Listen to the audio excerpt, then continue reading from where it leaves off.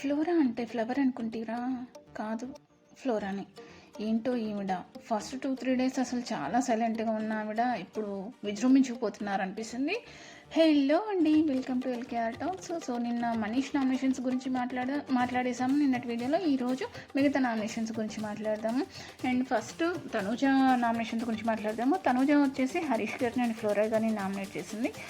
Tanuja points ఏంటంటే, హరీష్ గారి విషయంలో తనూజ బిహేవియర్ బాగాలేదు అనడం, అండ్ ఫుడ్ విషయంలో తను వంట చేసే అప్పుడు చిరాగ్గా ఉంటుంది అనడము, ఈ విషయాలలో, అండ్ ఫుడ్ తినకుండా ఉండడము, ఈ విషయాలలో నామినేట్ చేసింది. అండ్ దీనికి హరీష్ గారు ఏంటో యాక్షన్ రియాక్షన్ అంటూ జనాల్లో ఆయనపై ఉన్న ఈక్వేషన్ అయితే టోటల్గా మార్చేస్తున్నారు. ఫుడ్ చాలా మందికి పెడతా అంటారు, హౌస్లో మాత్రం రీతుని తింటున్నాం అని అంటారు. ఏంటో వంట చేసే వాళ్ళు బాడీ లాంగ్వేజ్ అంటారు, ఎలా ఉండాలండి? అక్కడ వండి పెట్టడమే ఎక్కువ, అలాంటిది మీ మొహంలో నవ్వు లేదు, చిరాగ్గా కనిపిస్తున్నారు, నేను మీ వంట తినను అని ఫస్ట్లో కొద్ది రోజులు చేశారు, ఇప్పుడేమో ఆయన అందరూ బ్యాడ్ చేసేస్తున్నారని ఇప్పుడు తినడం మానేశారు. ఏంటో కష్టమే ఇలా ఉంటాయి. అండ్ నెక్స్ట్ వచ్చేసి ఫ్లోరా గారిని నామినేట్ చేసింది. అదే షాంపూ కండిషనర్ మిక్స్ చేయడం అండ్ బట్టలు డస్ట్బిన్లో పడేయడం, అండ్ ఫ్రీ బర్డ్ అన్నప్పుడు హట్ అయిన మీరు సంజన గారిని అలా అనడం బాగాలేదు అన్న విషయంలో నామినేట్ చేసింది.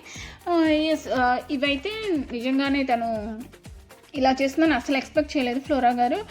ఫస్ట్ షాంపూ కండిషనర్ విషయంలో అయితే నిజానికి ఫ్లోరా గారిని బాగా సపోర్ట్ చేసి పని చేయించింది అయితే హరీష్ గారని నేను అనుకుంటున్నాను. ఎందుకంటే ఆ విషయంలో హరీష్ గారు సూత్రధారిగా ఉన్నారు. అండ్ ఫ్రీ బర్డ్ అన్న విషయంలో కూడా మేబీ వీళ్ళు మాట్లాడడం వల్లనే తను అలా చేసి ఉండొచ్చు. అండ్ మ్యాక్సిమం తనూజతో మాట్లాడినప్పుడు తను ఎక్కువ డిపెండ్ చేసుకోలేదు, ఇవి మీకు సంబంధించినవి కాదన్నట్టుగానే యాక్సెప్ట్ చేసేసింది. అండ్ నెక్స్ట్ వీడియోలో ఇవాళ నామినేషన్స్ గురించి చూద్దాం. అప్పటి వరకు bye, thank you for watching.